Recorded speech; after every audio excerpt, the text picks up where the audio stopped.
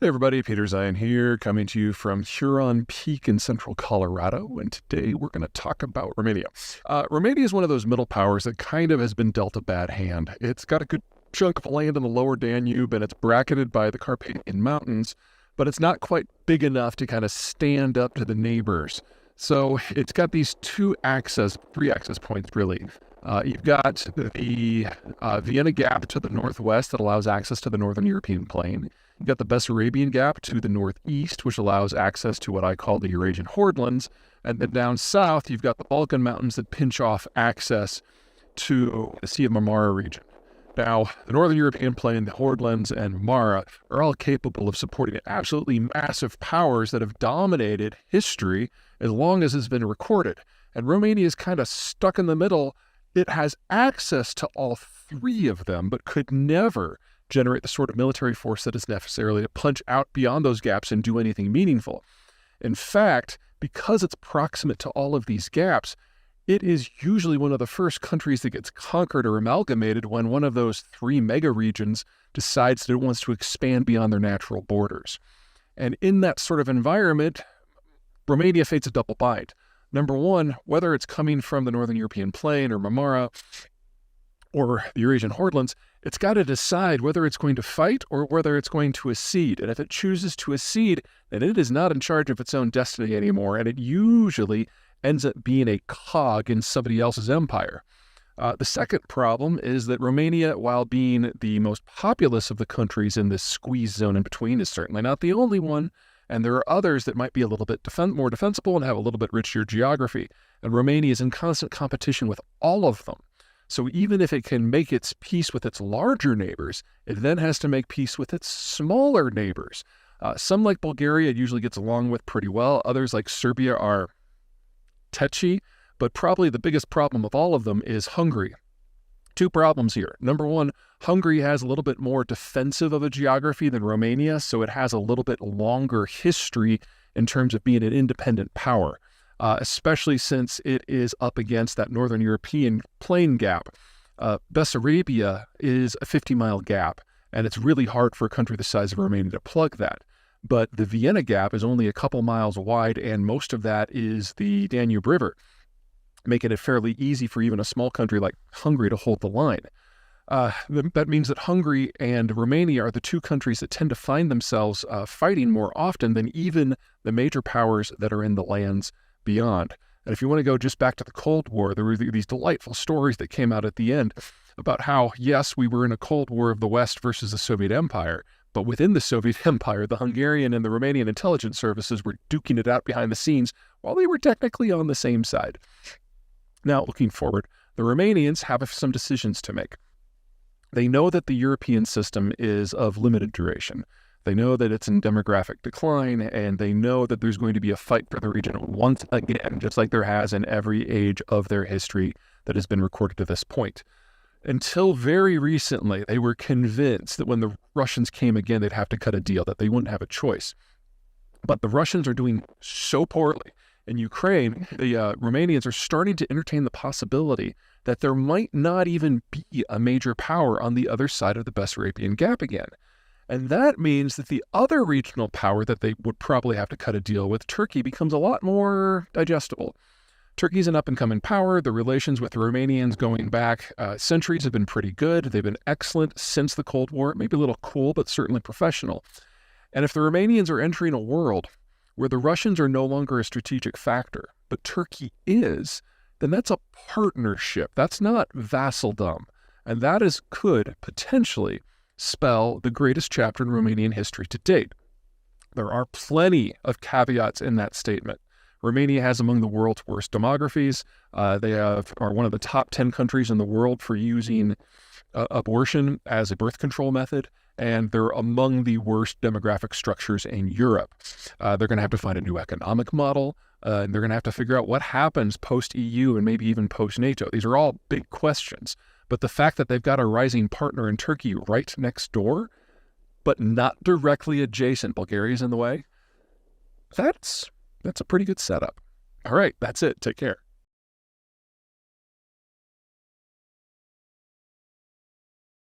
Hey everyone, Peter Zeihan here, coming to you from a very foggy Colorado. It is the 16th of February, and the news today is that Russian prison authorities have announced the death of Alexei Navalny, who was a political prisoner who had the audacity to criticize Vladimir Putin and run for office long ago, years ago, and has been in prison ever since. He was transferred about a year ago to a high-security prison in the middle of nowhere in Siberia. It was an old Soviet gulag. This is basically where the Russian government sends people when they want them to die because it's cold, it's brutal, there's no heat, and medical service is deliberately denied.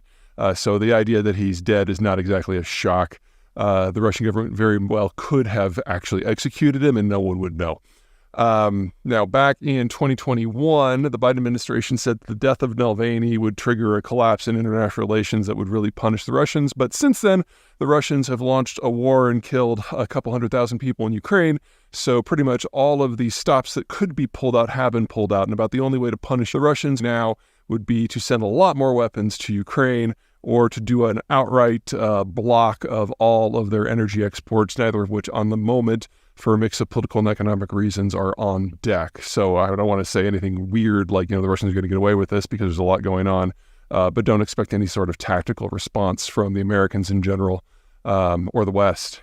Now, before anyone gets to crying about this, a couple things to keep in mind. Number one, Russia's not a democracy. It hasn't really been a democracy in over 20 years. So even if Navalny was allowed to continue to be part of the political conversation in Russia, it's not like he has any chance of changing policy. He was more of a personal annoyance to Putin and nothing more. There are other people within the ruling party who have decided to run for presidency against Putin on a very nationalist ticket, but just be opposed to the war, and they're not being allowed to participate either. So it really doesn't matter. It's something that pro-democracy activists in the West get really excited about because he's a name that more people know, but he was never going to have any influence. Second, careful what you wish for. Navalny may have been a nicer guy than Putin because, low bar, but he was just as nationalist. And his biggest criticism of the Ukraine war wasn't that it was happening, but it just wasn't being prosecuted very well. People forget that the strong predilection among Russians is to continue the war. They just don't want to be part of it personally. The idea that Russia needs to expand its borders in order to survive is not one that is particularly debated in Russia. It's generally been their security policy for 400 years, that as long as your external borders are flat and open, you're not safe. So you have to go through Ukraine to get to Romania and Poland and the rest. Now, of course, that's bad for Romania and Poland and the rest, but the Russians are not misreading the map. And unfortunately, that gets wrapped up in the political discussion so that folks like Navalny appear more important than they really are. So, I feel bad for the guy and his family, but we were probably always going to get here.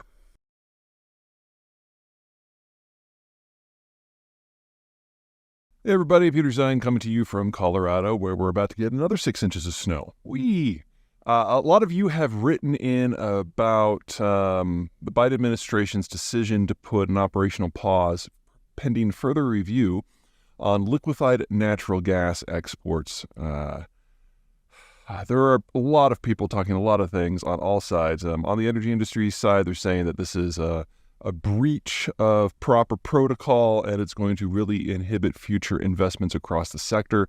And on the environmentalist side, they're talking about how this is the end of that sector altogether, and they're dancing and singing Kumbaya. Everybody's wrong.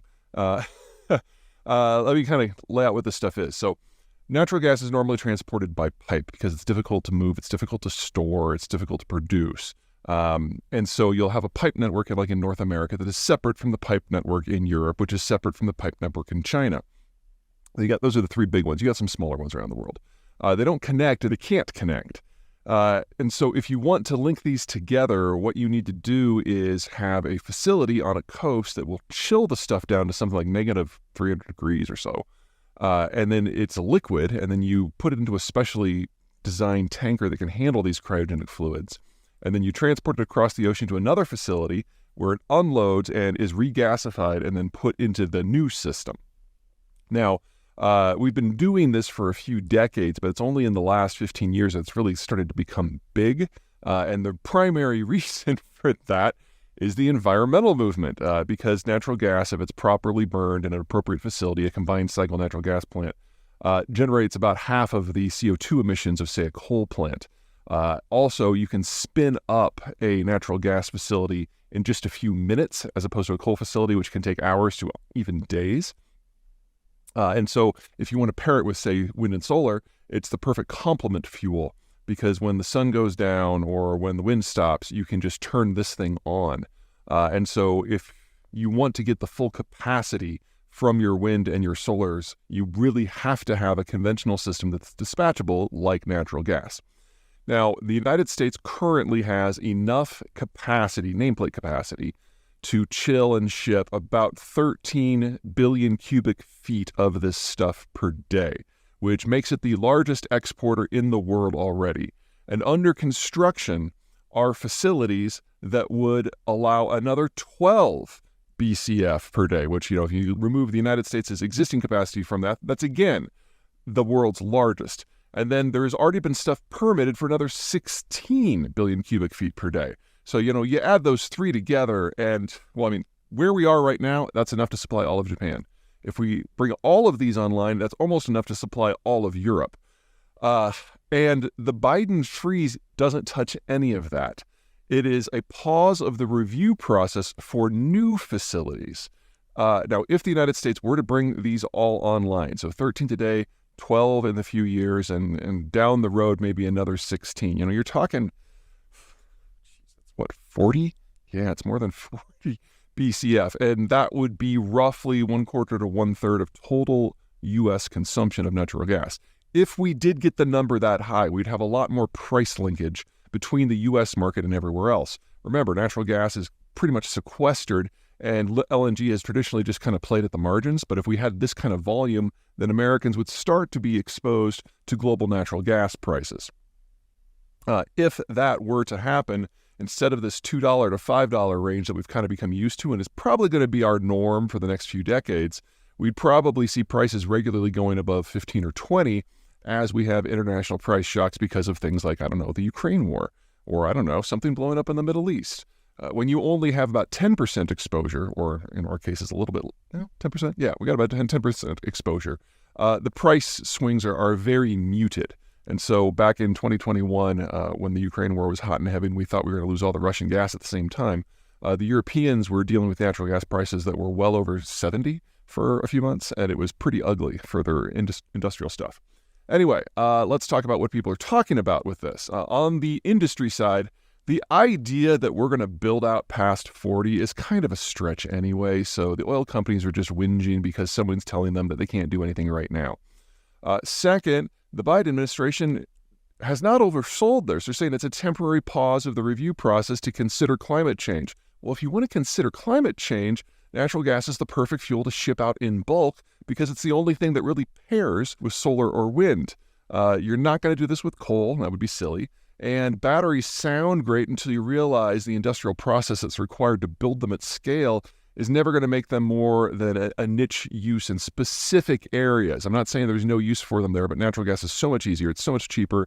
And by most measures, it's actually a lot cleaner too. So you're only going to put batteries in places like Phoenix maybe, where the solar intensity can be really, really high, and they just need to save some, for nights.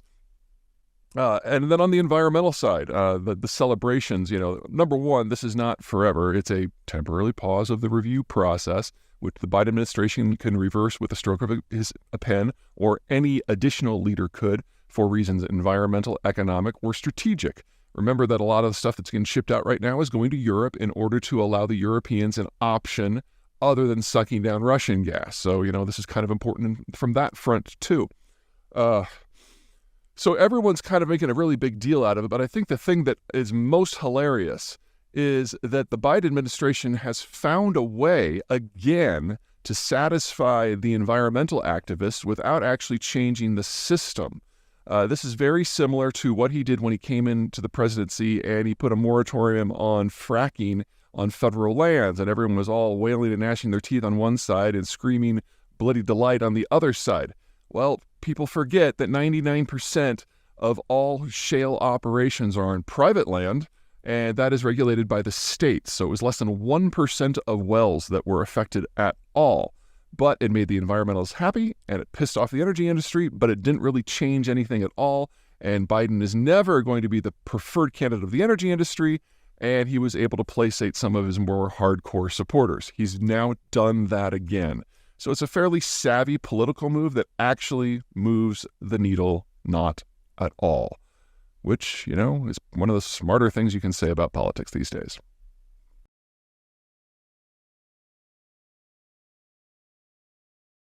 Hey everybody, winter is here. I'm coming to you from Eastern Washington, and today we're going to talk about winter in Texas. Now, if you guys remember back a couple of years, I think it was 2021, Texas got hit by a cold storm and basically everything collapsed. All of their energy generation, especially natural gas, just ceased functioning. And 200 people died over the course of a couple of weeks because of the lost electricity. That has not repeated with this cold front, even though by many measures in most parts of the state, temperatures got a little bit lower. So 5 things are different now compared to what happened back in 2021. First of all, while it did get as cold or even a little colder, the cold snap wasn't quite as long. It didn't last like the 2.5 weeks like it did last time. So the system wasn't put under as much long-term stress. But the bigger issues have to do with organizational and structural changes that the Texans have implemented. The big driving factor for things on the legal side and the regulatory side was Governor Abbott, who had spent a lot of time before 2021 making fun of California for their rolling brown and blackouts because they just have a horrible grid and a horrible energy system. And then, of course, in Texas, you had 200 people die, so he was personally motivated to make some changes. And he pushed them through the legislature, which forced the regulatory structures in Texas to adjust. And the biggest part of those changes affected the natural gas industry.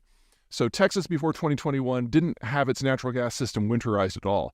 And there's a lot of water vapor that comes up as a byproduct of natural gas production, and a lot of time it's in the gathering pipes. So what would happen when we got to sub-freezing temperatures is that water vapor would condense into liquid and eventually condense into ice and then clog the pipes. So the entire system across especially northern Texas and the Dallas area froze up, and so there was no fuel to burn to do everything else. For political reasons, Abbott blamed the wind industry because, the wind did stop going, but it was mostly natural gas that carries the backbone of power generation in Texas, and that is what failed most spectacularly. So in order to get things going, they actually had to waive almost all of their safety regimens and regulations, and people were going out with acetylene torches to manually melt the pipes. And of course, natural gas is flammable and explosive, so we were kind of lucky that didn't get completely out of hand. Anyway, this time around, the changes in regulations forced producers across Texas to actually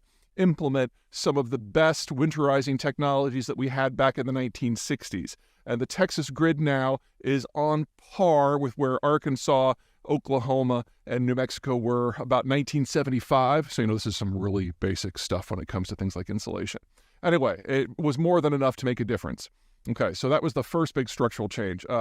The other big structural changes had nothing to do with regulation. It's just how things have evolved. So the new turbines, wind turbines that the Texans had put up are more than 200 feet taller than the ones that were up 3 years ago. And that means they reach higher, they tap stronger air currents that are more reliable. So even though the wind did drop, we didn't see nearly the drop-off in power generation capacity because the physical structure is now different. Second, Texas has put up a whole lot of solar. And when these winter storms come through Texas, usually what you get is a lot of wind, a lot of freezing rain, maybe some snow. And then once they blow through, it's cold, but it's clear. And so when you have temperatures in the 20s, solar doesn't really care what the temperature is unless it's like crazy low or crazy high. So solar was generating near record energy for the time of year. So you had 2 different streams of energy coming into the electrical system that they didn't really have last time, and their baseload system with natural gas worked a lot better than it did. This sort of change is the sort of thing we're going to see in some way across not just Texas, but the entire country and the eventual world. We're seeing more and more wind and more and more solar, and it doesn't always go right the first time. And we discover that meshing these systems together is more problematic than kind of the breezy things that the Greens say. But when you have multiple systems that do feed into the same network, you do get a lot of redundancy when one works and the other doesn't. The trick is to make sure you have enough spare capacity that you can dispatch at any given time.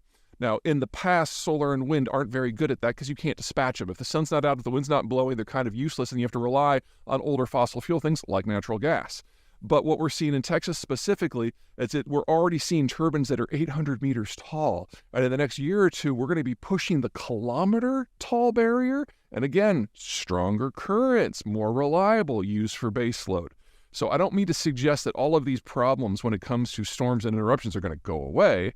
But as the technology evolves, we're getting better able to adapt and having a little bit more insulation on the backside as well.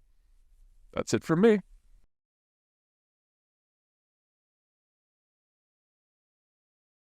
Everyone, Peter Zeihan here, coming to you from Doubtful Sound, and in this next in our series of regional geopolitics in a post-American world, I want to talk about Northern Europe, specifically the Scandinavian region. Now, this is an area that has been fractured by history. You've got islands, you've got peninsulas, you've got de facto city-states. But while they have been powerful in the past, they've kind of been sleeping for the last 300 years. And during the Cold War and the post-Cold War era, it's been fractured into a number of different governments. But I think the best way to think about this is not so much a collection of countries, but a family of Vikings who are getting to know each other again. The original Vikings were the Danes and the Swedes, who basically went off, raided and pillaged and founded little trading depots everywhere that they went. And some of those depots eventually rose to become significant countries in themselves.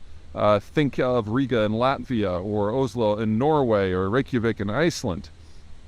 But by the time we get to the modern era, they had been broken into different spheres of influence. In the post-Cold War environment, however, especially now with the Ukraine war happening, we're seeing a changing of fortunes as these countries are rediscovering each other. And we're already in an environment where a lot of them are consider themselves so familial that they already have a lot of joint embassies around the world. But if there's one thing they're all concerned about, it's Russia. Denmark is the last country approaching the Baltic Sea, so that if the Russians ever make a bid to get into the open ocean, they go by them.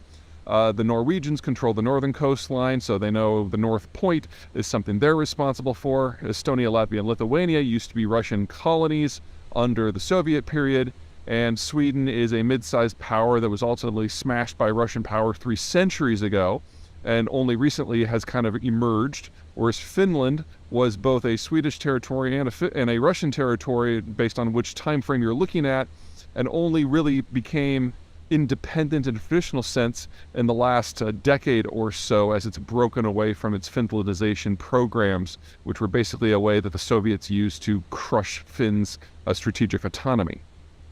What we're seeing now is this whole cluster of countries coming back together all on the same side of the same geopolitical orientation, no longer fractured by other powers, with Sweden absolutely being the center weight of all of it. It's probably best to think of most of these countries not so much as countries, but as cities that just happen to own another swath of territory. So in the case of, say, Riga or Copenhagen or Oslo, over half, in fact, almost 3/4 of the population is in that one city, and the rest of the territory just kind of hangs on.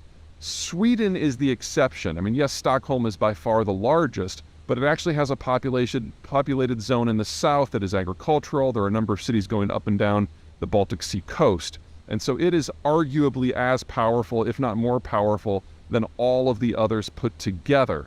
And now that Sweden is emerging from its traditional neutrality and starting to write its own security policies, it is going to be a major force to be reckoned with. A couple things about this region to keep in mind. Number one, it is very, very naval. Because of the Baltic Sea, because of the Gulf of Bothnia, this is a zone that if they're going to survive, they have to do so in the context of having a powerful navy to keep potential rivals at bay. And that means, number two, it's actually fairly easy for them to partner with other powers from out of region, assuming for the moment that those other powers are also naval. Because if they were to partner with, say, the French or the Germans, who are primarily land powers, these countries would see themselves overwhelmed. They're just not big enough. Sweden doesn't even have 10 million people versus, say, France is roughly 60. The whole region put together can't add up to a France, much less a Germany. But if you bring in the United Kingdom, you've got a very different sort of power dynamic.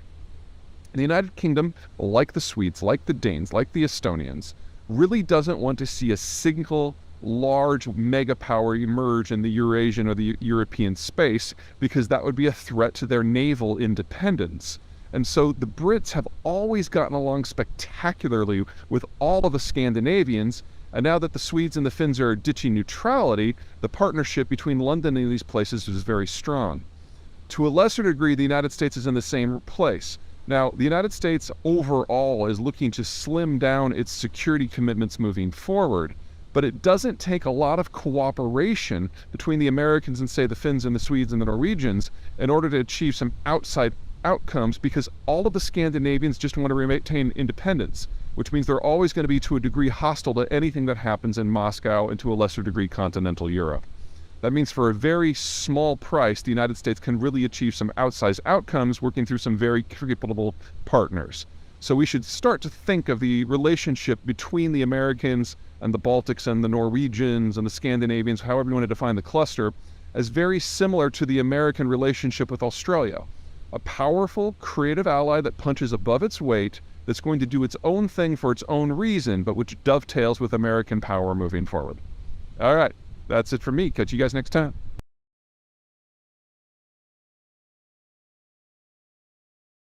Good morning from a frigid Colorado. It's a balmy 0 degrees this morning, and today I'm going to tell you a tale of 3 companies and the state of the semiconductor industry from a technological and production point of view.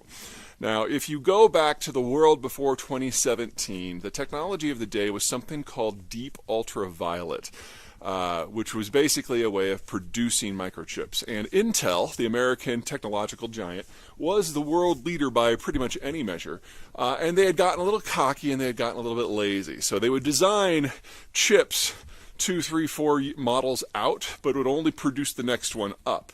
Because they were so far ahead of everybody else, they didn't feel the need to jump steps. So they would use DUV, and they would make a chip that was marginally better than the one before, and then at the end of the year, no one had caught up, so they'd do it again and again and again. And they did this for like 15 years. I mean, they're very good at what they do, but they could have pushed the technological envelope a lot more had they chosen to.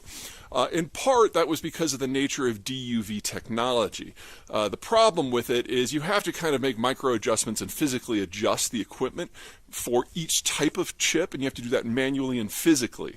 And so with every design, you had to do it all over. And with every machine in a fabrication facility, you would have to do it independently. So no new chips from different machines are going to be quite exactly alike, and it generated a relatively higher loss rate from the final semiconductors than what we have today, and so generated a little bit more waste. But again, they were the industry leader, no one was close. Well, they were always had their eye on the future, however, and so they invested in new technologies that would take them beyond DUV, one of which is EUV, extreme ultraviolet. And the company that developed that technology is ASML out of the Netherlands. And back in 2016, ASML thought this stuff was ready to go. So they're providing demonstrations for Intel, showing them how this technology is better. You can not only get more nodes on a chip and get to smaller and smaller nanometers, but it's all digital. So you kind of type in what you want to the machine over the course of a few days to a few weeks, and then the machine doesn't actually have to be physically manipulated in the way that DUV did. Now, what that would mean is you'd have a higher success rate and more efficiency, but back in 2016, Intel was like, I don't think this technology is quite right, and we're the industry leader, we're going to give it a few more years. Well, ASML, not very happy with that, marketed the technology to everybody else, and a company decided to take the plunge. That company is TSMC out of Taiwan. And when we get to 2017, TSMC suddenly hits the ball out of the park and proves that EUV is ready for mass application, and over the next couple of years very rapidly overtakes Intel because they have a shorter turnaround time for their chips, and they can make chips with smaller nanometer sections. It isn't until 2022 or 2023 that Intel finally makes its first extreme ultraviolet chip. So TSMC in Taiwan has been the industry leader now for several years. Now, we've had a kind of a reverse in the roles now. ASML, the Dutch, have another new technology called high numerical aperture, whose physics I'm not even going to pretend to understand, and they have marketed again, and this time Intel is the one that's behind, and they're kind of desperate and kind of hungry, and TSMC is the one that's resting on their laurels. So the first delivery of those new machines, the high-NA chips, went to Intel in the second week of January of this year. And Intel expects two things. Number one, they plan to overtake TSMC using the EUV technology in 2024, hoping to get down to 2 nanometers. Right now, the industry lead is at about 3 nanometers, and that's a TSMC product. And then next year, they hope to leapfrog even further, provided that these new high-NA machines work, which we'll find out pretty soon. Anyway, that's where we are right now. In terms of the overall geopolitics, it's pretty straightforward. Right now, 90% of all high-end chips are made by one company, TSMC, in one city in Taiwan. It's a high concentration. But if Intel, working with ASML, can pull this off, all of a sudden we will have facilities in the United States that are working on the higher-end stuff, with some of the first facilities that are going to be going online outside of Phoenix and Columbus, Ohio. So stay tuned, because the geography of these chips is about to evolve pretty significantly, if high-NA works. And if not, we're still stuck with Taiwan. It could be worse.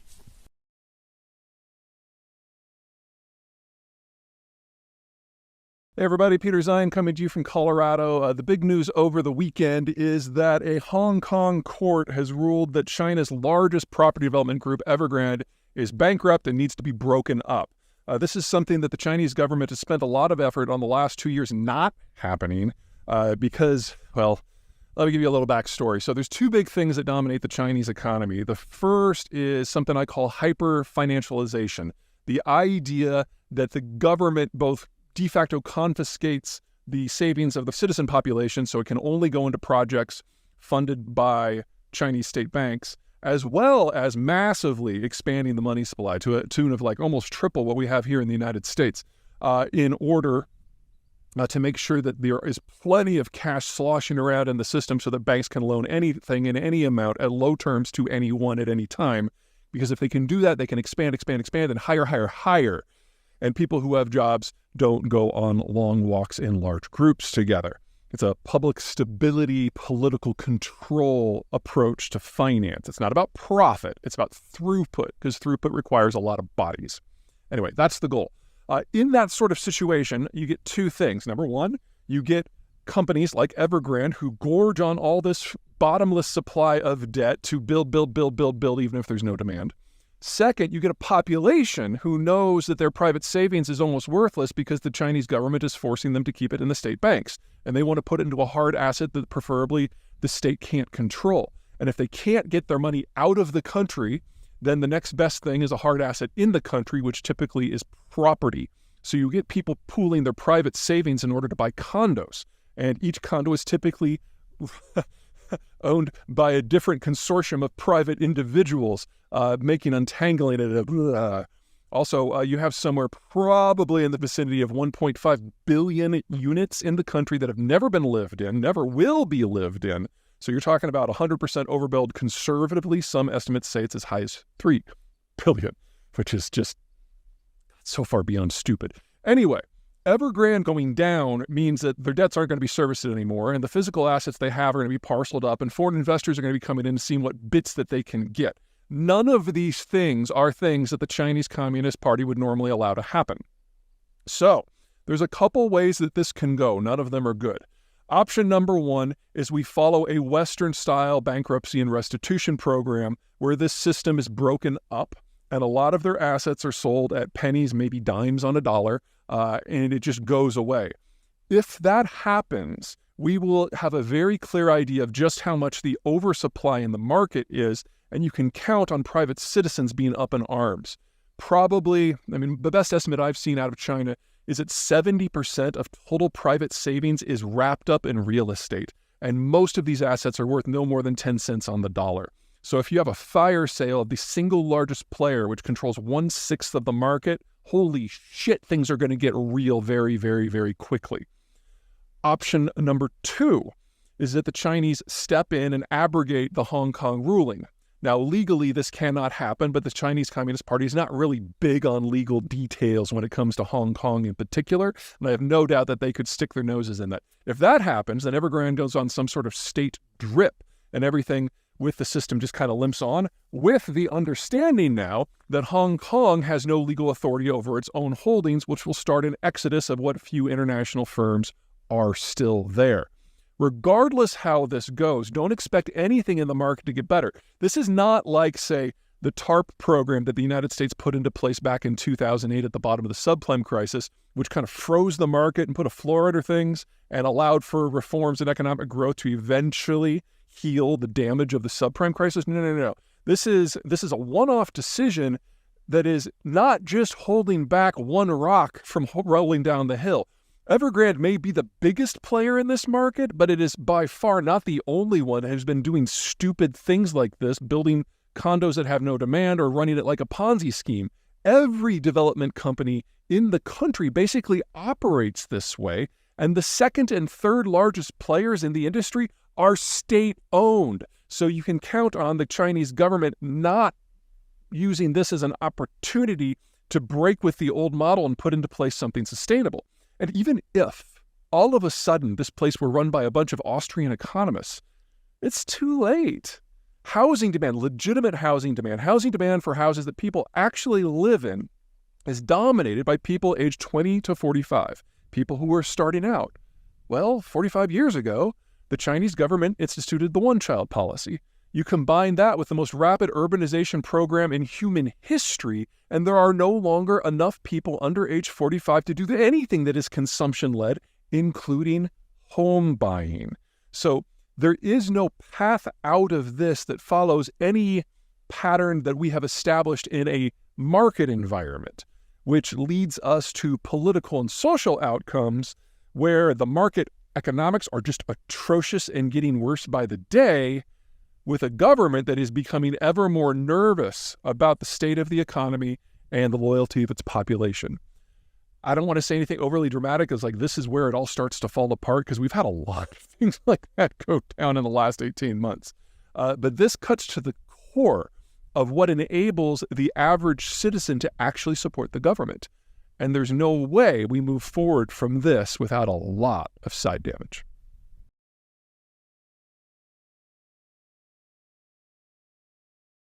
Everybody, Peter Zeihan here, coming to you from a chilly day in Delray Beach, Florida. Well, chilly for Florida. It's like 50.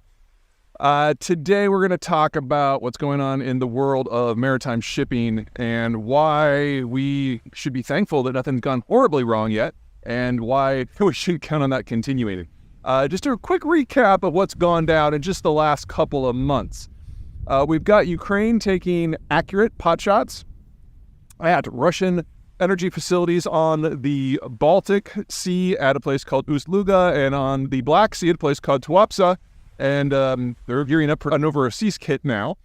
We've got a drought in Panama, which, based on whose numbers you're using and whether you're going by value or tonnage, has reduced the throughput of the Panama Canal by somewhere between 1/3 and 2/3.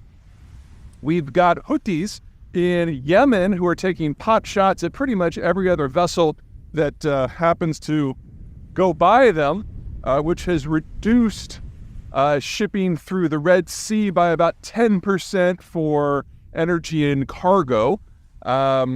We've got fresh piracy in places like Somalia. It's never really gone away in places like the Gulf of Guinea or the Strait of Malacca. And we've got the Chinese making ever louder noises about wanting to change the security environment in their own neighborhood, even as the Russians are actively making roughly 2/3 of the Black Sea a no-go zone. It's a long list. It's getting longer by the day. But, to this point, there has not been a meaningful break in the old system. A big part of that is because of the insurance structure, where every vessel who's sailing anywhere has to get some sort of policy to insure both their hull and their cargo. And while with the ever-tightening sanctions on the Russians because of the Ukraine war, to this point, that system has not been broken. It has been denied Russian shipping But Indian, Chinese, and Russian state companies have stepped in to offer policies, and so far, none of the ships that have had problems anywhere have been under one of those policies. So what has happened is we've got this dual system where we have the normal world where the Americans and especially the Europeans are providing the insurance for most of the shipping, when you've got this ghost fleet that's developed, mostly older vessels that were about to be decommissioned, that have been brought back and given a new lease on life as second-rate cargo haulers, especially for liquids, where they have a Chinese, Indian, or Russian insurance policy. This ghost fleet, based on whose numbers you're using, it may be as much as 10% of the global tanker fleet. And there's also a few bulkers and maybe even a few container ships that are kind of joining its ranks now too. Anything that the Russians can do to keep things under the table from the point of view of global record keeping and shipping. Now, what that means is that the risk has been deferred and absorbed by this shadow organization that has kind of popped up. We're now in a situation where we're kind of in a holding pattern, where we're kind of waiting for like a real, actual disruption to happen. Because so far, no real country has targeted any sort of shipping. It's not like the Japanese and the Chinese have started trying to block each other. The U.S. is still using its naval power to patrol the oceans where it can, and the biggest beneficiary of that system is none other than China. And we don't have the Russians or NATO deliberately targeting each other's commercial shipping yet. In fact, everyone is very scrupulously sticking to the old structures. They're just kind of trying to maneuver their own ways to get national and regional advantages. Now, this isn't going to be long for the world. This is a very unstable sort of equilibrium that we have reached in early 2024. And this is crazy. That ghost fleet is the reason why it's all still working. It's kind of a testament to the strategic inertia of the system. But now the buffer, the ghost fleet, is something that is largely documented, largely under the table. And if one of these ships gets into trouble, it's an open question of whether or not the U.S. Navy will step in to help. All of these are unknowns, which means as soon as that happens, a ghost fleet ship gets into trouble or a real country starts taking shots at another country's shipping, we don't just lose that buffer, we lose all of the insulation that we've managed to build up in the last 2 years, and we get a very quick breakdown much faster than we would have otherwise. Now, based on what happens geopolitically, this could all go any number of directions. If the United States decides to take a shot at what the Iranians are doing in the Gulf, that obviously takes us one direction. The Chinese decide to do something in the South China Sea, that takes us another. If Ukraine accidentally hits an actual third-party vessel in some of its anti-Russian operations, it goes another. If the Russians board and capture somebody going to a Ukrainian fort, that takes another. We're on the edge. There's a lot of guns aimed at our heads right now. And it honestly, from my normal point of view, it doesn't really matter which way this goes. It all leads to the same end place, where long-range shipping is simply no longer viable. And shipping in general through dangerous areas is simply no longer viable. And the two biggest plays in the world that benefit from the current system are, ironically, Russian sanctions-busting oil exports, which have to sail all the way around Eurasia, and Chinese merchandise exports who have to do the same thing. Those are the longest haul plays out there, all going through dangerous zones. So when this cracks, we see those two things get hurt first, but they will be far from alone. Remember, East Asia is home to half of all manufacturing supply chain steps. There is no version of manufacturing in the world, especially when it comes to things like computing and electronics, where it works without that setup. And that requires global shipping to be safe. So we need to be prepared for the not too distant future when all of this just stops working. And we have to figure out a fundamentally new model that's probably going to be more based on regional trade rather than global. Okay, that's plenty for the day. Take care.